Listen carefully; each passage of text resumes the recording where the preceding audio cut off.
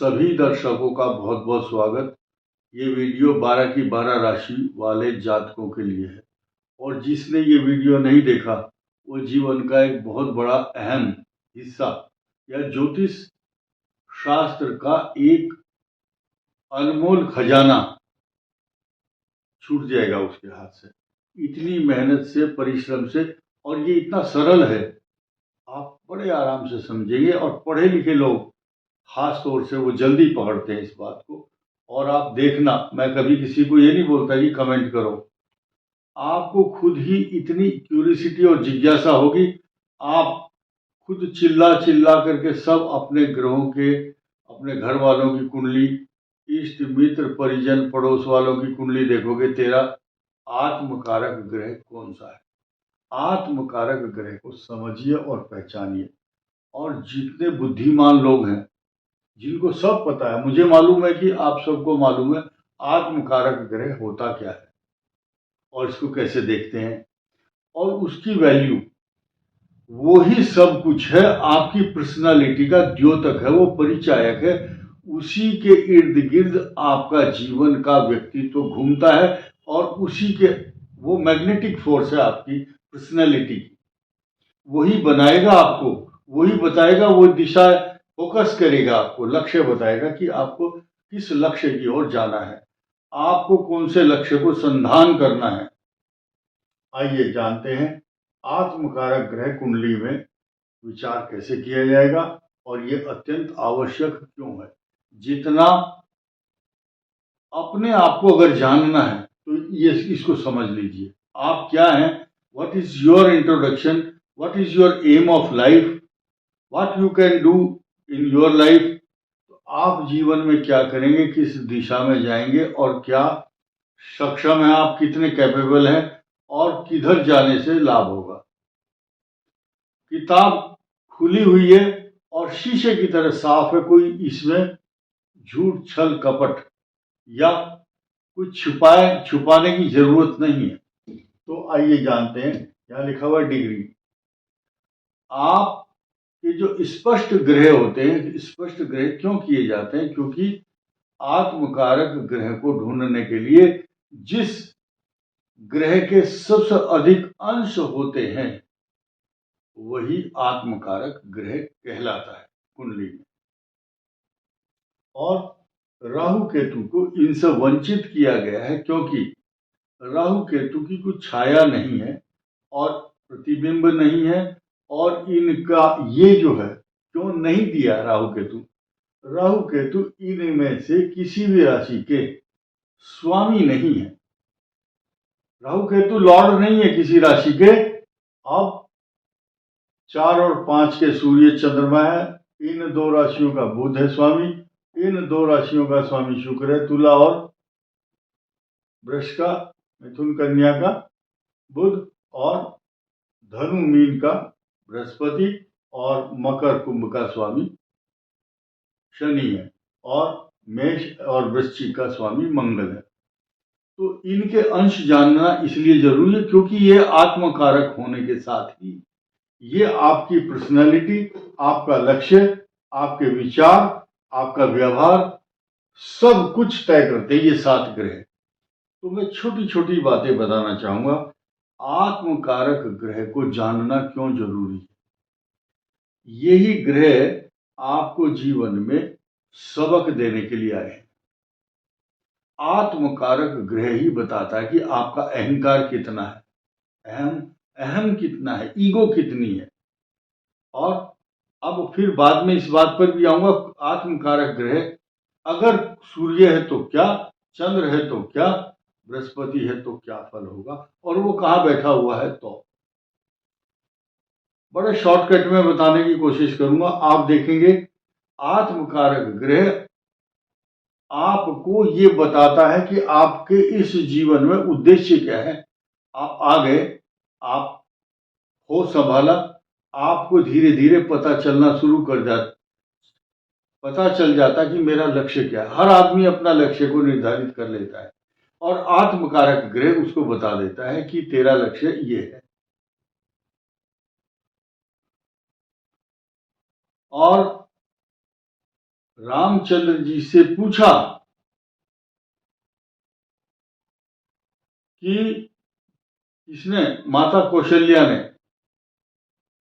तेरा लक्ष्य क्या है जीवन का, तुम्हें राज्य का बंटवारा किया है तो क्या मिला।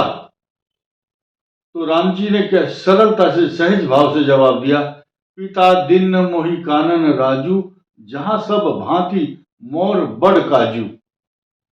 यानी कि भगवान राम का जो जीवन है वो परोपकार के लिए महापुरुष थे, पृथ्वी से भार उतारने के लिए आए थे। तो ठीक इसी प्रकार आपके लक्ष्य को बता दिया जाता है। कुछ लोग दिशाहीन रहते हैं तो धीरे धीरे उनको पता चल जाता है मेरा लक्ष्य क्या है। अगर उनको ये मालूम नहीं तो इससे पता कर सकते हैं। ये विधि बताई जा रही है, आपका लक्ष्य क्या है जीवन का वो समझिए। इसके अलावा उद्देश्य के साथ साथ आपकी इच्छा क्या है जीवन की वो भी आत्मकारक बताएगा, और आपको सबक क्या लेना चाहिए जीवन में ये भी आत्मकारक ग्रह ही बताता है। साथ ही साथ इस पृथ्वी पर आप क्या करने आए हैं, आपका मुख्य उद्देश्य और लक्ष्य क्या होना चाहिए वो भी यही बताएगा। अहंकार के साथ साथ आपका जो इंटरनल स्ट्रगल है, आंतरिक संघर्ष क्या है आपका, किस किस चीज से आपको स्ट्रगल करना होगा लाइफ में, वो भी आत्मकारक ग्रह बताएगा। आपका जो जीवन का आध्यात्मिक विकास होना है वो भी आत्मकारक ग्रह ही चिन्हित करता है, बताता है, लक्ष्य बताता है। बहुत से लोगों को का प्रश्न होता है कि मेरा आध्यात्मिक जीवन कैसा रहेगा। किसी का है मैं धन कितना कमाऊंगा, मेरा पारिवारिक जीवन, मेरे बच्चे पढ़ लिख करके कुछ बनेंगे या नहीं। एक आदमी जीवन भर मुकदमे और दुश्मनों के संघर्ष से ही जूझता रहता है, एक आदमी रोगी रहता है जीवन भर। तो आत्मकारक ग्रह ये इंडिकेट करता है कि वो किस भाव में है। तो अभी तो मैंने आप बताया भी नहीं है कौन सा ग्रह और कहाँ बैठा है, बस 1 मिनट बाद शुरू कर रहे हैं हम बात। और ध्यान दीजिए, जो व्यक्ति को ये पता चल जाता है कि मेरा आत्मकारक ग्रह ये है, वो ग्रह उस व्यक्ति के ऊपर जीवन भर शासन करता है, वही ग्रह और शासन करता है। साथ ही साथ उसकी आत्मा मन मजबूत होकर के अपने लक्ष्य की ओर बढ़ता, ताकत भी देता वही ग्रह ताकतें देता। अगर वो कमजोर है उसी की रेमेडीज ज्यादातर करनी चाहिए। एक और नया विषय लेकर के हम बहुत जल्दी आ रहे हैं, जो विषय आपने कभी सुना भी नहीं होगा, तो अभी हम इसको पूरा करते हैं। अगर आपकी कुंडली के अनुसार ग्रह स्पष्ट जब कर देते हैं तो अंश, अगर सूर्य के अंश सबसे अधिक है तो आपका आत्मा का कारक सूर्य होगा। ये वैसे ही सिंबॉलिक तौर पर हम 1 भी लिख सकते हैं, 12 भी लिख सकते हैं। ऐसी 5 इसलिए लिखा क्योंकि इसका स्वामी सूर्य है। अगर सूर्य आत्मकारक है तो जहां भी बैठेंगे, सूर्य यहां बैठेंगे, बहुत एक्स्ट्रा ऑर्डिनरी पर्सनैलिटी, नंबर 1 होगा वो व्यक्ति समाज में, और उसके जीवन में अधूरापन रहा होगा पहले आत्मसम्मान पाने का, वो इस जीवन में पूरा कर पाएगा। और आप अपने लक्ष्य को निर्धारित करने के लिए आए हैं। आत्मकारक ग्रह धन स्थान में और कुटुंब भाव में बैठ करके अपने कुटुंब के प्रति सोचता है। ये भाई बहन नौकर चाकर, यहाँ अगर आत्मकारक ग्रह बैठा है तो इसके बारे में सोचता है। धन कुटुंब वाणी के साथ के अलावा यह है माता मित्र मकान सवारी पशु सुख के साधन तथा खेती बाड़ी और सुखों के साधनों को इकट्ठा करना। अभी ग्रह का नाम नहीं आया, सिर्फ आत्मकारक को पहचानना और उनके स्थान अभी बताया जा रही है। संतान भाव है, संतान से जुड़े हुए विषय और एजुकेशन, विद्या, गूढ़ विद्या, और ये भाव है आपका छठा, कंपटीशन, शत्रुओं के साथ जूझना, समस्याएं बहुत गंभीर होती हैं जिनसे लड़ना पड़ता है। ये सप्तम भाव, छाया, धर्म पत्नी, और पार्टनर। लाइफ पार्टनर के अलावा व्यवसायिक आपके जो साझेदार हैं, ये मोक्ष का कारक है। ओकाल्ट पावर, ओकाल्ट साइंस, आप ये देखेंगे कि बहुत सी कुंडलियों का लोग देखते हैं, अरे सूर्य तो यहाँ बैठा है अष्टम, अरे केतु यहाँ बैठा है, सब कुछ। कई बार प्रिडिक्शन बड़े बड़े फेल हो जाते हैं, बोलते हैं ये कुंडली इतनी खराब है, इसमें तो कुछ होना नहीं चाहिए, लेकिन ये नहीं देखता कोई कि आत्मकारक ग्रह वहां उस व्यक्ति को उस फील्ड में ले जा रहे हैं। आगे बढ़ते हैं। ये भाग्य स्थान है, यही वैराग्य भी है, यही पूजा पाठ है, यही बहुत कुछ भाग्य को बदलने वाला है। और इस भाव को देख लो, इसको देख लो, और भी ये भाव है बड़े इंपॉर्टेंट है। जहां आत्मकारक ग्रह बैठा होगा, आपको धरती से उठा करके आसमान पर ले जाएगा, चमकाएगा, सिंहासन पर बिठा देगा, रंग से राजा बनाएगा। ये ताकत होती है आत्मकारक ग्रह की। दसम भाव नौकरी, व्यापार, प्रतिष्ठा, मान सम्मान, पिता। इनकम हाउस, आमदनी, बड़ा भाई, ये स्थान है। और ये द्वादश भाव व्यय, खर्च, यात्राएं और आपकी बहुत बड़े लक्ष्य को पूरा करने के लिए व्यर्थ जो भागदौड़ है, वो आत्मकारक ग्रह यहाँ हो तो तब होता है। अब आप सूर्य की तरफ देखेंगे। पहला आत्मकारक ग्रह अगर सूर्य है तो डायनेमिक पर्सनालिटी, जिस भाव में भी बैठेगा उस भाव के प्रति पूरी लगन से, मेहनत से पूरा जोर लगाया जाएगा। सबसे अच्छा नंबर 1 ग्रह सूर्य माना गया है, और आत्मकारक, क्योंकि वो आत्मा का कारक भी है ज्योतिष में। और चंद्रमा है। चंद्रमा अगर आत्मकारक है तो वो सौम्य स्वभाव, अपनी माता का रक्षक, और डिपेंड करता किस भाव में बैठा है। हीरे, मोती, मणि, माणिक्य और सौम्य, सॉफ्ट, नीट एंड क्लीन छवि। और मंगल जो है अगर आत्मकारक है कहीं भी, तो वो व्यक्ति को इतना पौरुष और पराक्रम और बल दे देता है कि वो सेना में या पुलिस में, प्रशासनिक सेवाओं में, पायलट या बड़े बड़े अधिकारी, ओएनजीसी से लेकर के खनिज पदार्थ तक, यानी कि पराक्रम से जुड़े हुए मामलों में जाएगा, जहां बहुत हिम्मत की जरूरत है। बुध जो है कला, विज्ञान, अधिवक्ता और बालकपन जैसा भी हंसी मजाक, ठिठोली करना तथा अच्छे कानून विशेषज्ञ, ऐसा व्यक्ति जज भी बन जाता है या पुस्तकों का लेखन करता है, कानूनविद, वकालत करना या हास्य रस की पुस्तकें लिखना या कवि बनना, ये सब बुध के फील्ड में आते हैं। क्योंकि अगर बुध के फील्ड की जिक्र करूंगा तो 1 घंटा निकल जाएगा। अब आया बृहस्पति। बृहस्पति आपने देखा होगा, तिलक लगाया और बहुत अच्छे कर्म करता है, और सनातन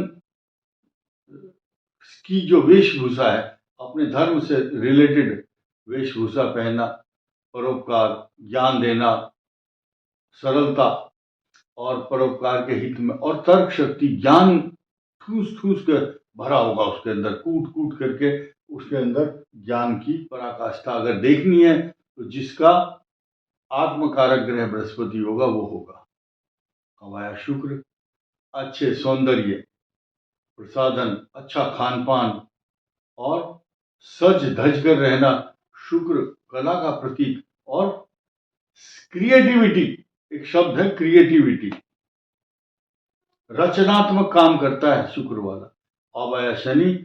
शनि पूरे, आपने देखा होगा इस संसार के अंदर जितने बड़े बड़े सेठ हुए हैं अब तक, ये धर्मशालाएं बनवाते थे पहले परोपकार के लिए, पियाऊ लगवा रहे हैं पानी पीने के लिए, हॉस्पिटल बनवा रहे हैं। मेरे अभी कुछ बड़े बड़े लोगों से बात हुई, वो वृंदावन गए हम, तो वहाँ देखा वो जो सेठ हैं उनके बड़े बड़े आश्रम बनाए हुए, भोजन कराते हैं पूरे शहर को बना करके, और नेत्र चिकित्सालय खोले हुए हैं।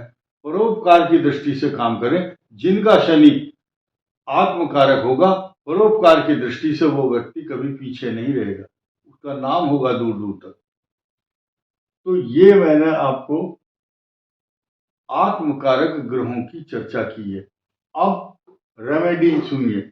जिसका आत्मकारक ग्रह जो भी है उसके मंत्र का जाप, उसी को इष्ट देवता, यानी कि अगर बुध है तो गणेश जी इष्ट देवता, मंगल ग्रह अगर है तो आप हनुमान जी को इष्ट देवता, अगर आप महिला हैं तो माँ दुर्गा की उपासना, और अगर चंद्रमा है, चंद्रमा अगर किसी का है तो भगवान शिव, क्योंकि चंद्रमा जो है क्या बोला गया है तो शशांक भगवान शिव के सिर पर विराजते हैं। भगवान शिव की आराधना से आशुतोष, आशु मैंने शीघ्र, तोष मैंने प्रसन्न होना, और बृहस्पति है तो भगवान विष्णु का मंत्र ओम विष्णवे नमः। और शुक्र अगर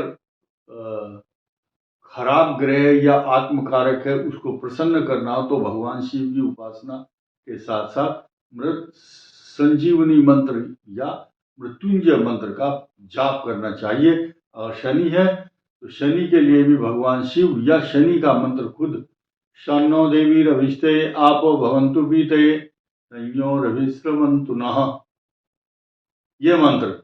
और ये करने से आपको क्या होगा, एक बहुत बड़ा कॉन्फिडेंस आएगा और आप उसी दिन से आपकी वहम दूर होगा, पर्सनालिटी चमक जाएगी और ज्यादा इधर उधर के ढोंग ढकोसलों से बचे रहेंगे। इस वीडियो में इतना ही। धन्यवाद, नमस्कार।